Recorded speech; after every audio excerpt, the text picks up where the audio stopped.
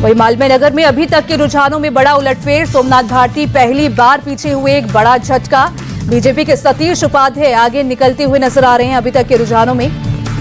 हालांकि अगर बात की जाए मालवीय नगर सीट की, तो मालवीय नगर सीट के जो सीट है वो सतीश उपाध्याय के लिए अभी तक ठीक है, वो आगे बढ़ते हुए।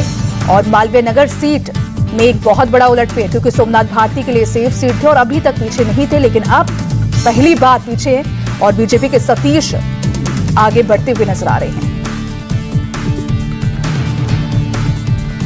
हालांकि करोलबाग की बात करें तो करोलबाग से विशेष रवि, जो कि आम आदमी पार्टी के प्रत्याशी है, काफी आगे है। वहीं मोतीनगर से बीजेपी के हरीश खुराना आगे।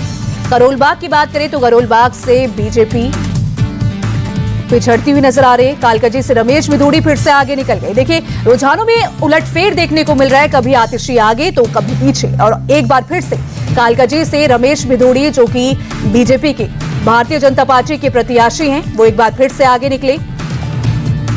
रमेश मिधूड़ी, जो कि अपने बयानों के लिए भी काफी चर्चा में रहते हैं, एक बार फिर से आगे निकले। और आतिशी, जो कि मुख्यमंत्री है दिल्ली की, वो अब पीछे हो गई।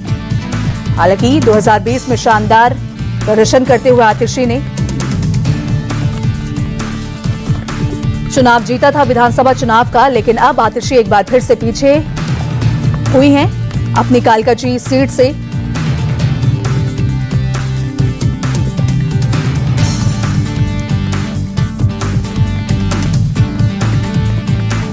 तो 2020 की विधानसभा चुनाव की बात करें तो आतिशी 11,393 वोटों से, जो मार्जिन था वोट का वो 11,393 था।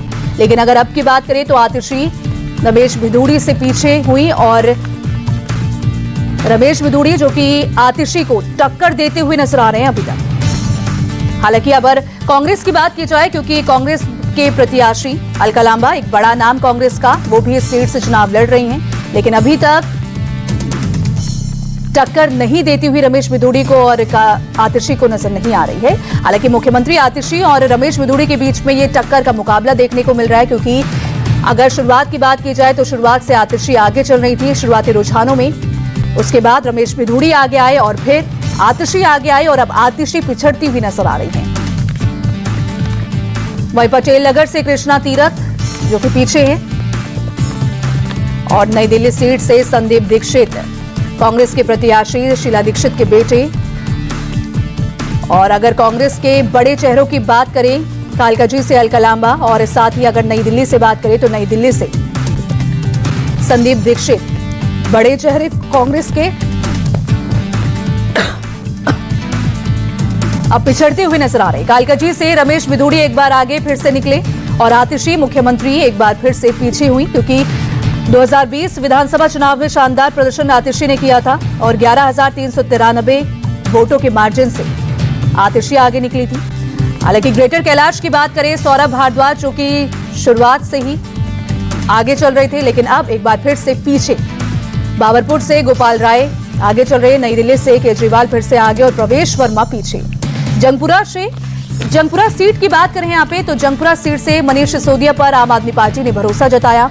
पहले पटपड़गंज की सीट से चुनाव लड़ते थे मनीष सिसोदिया, 3 बार के विधायक पटपड़गंज सीट से, लेकिन जब अवध ओझा ने आम आदमी पार्टी ज्वाइन की, उसके बाद पटपड़गंज सीट अवध ओझा को दे दी गई और मनीष सिसोदिया को जंगपुरा सीट से उतारा गया। इसके बाद मनीष सिसोदिया शुरुआत के रुझानों से ही इस सीट से पीछे चल रहे हैं।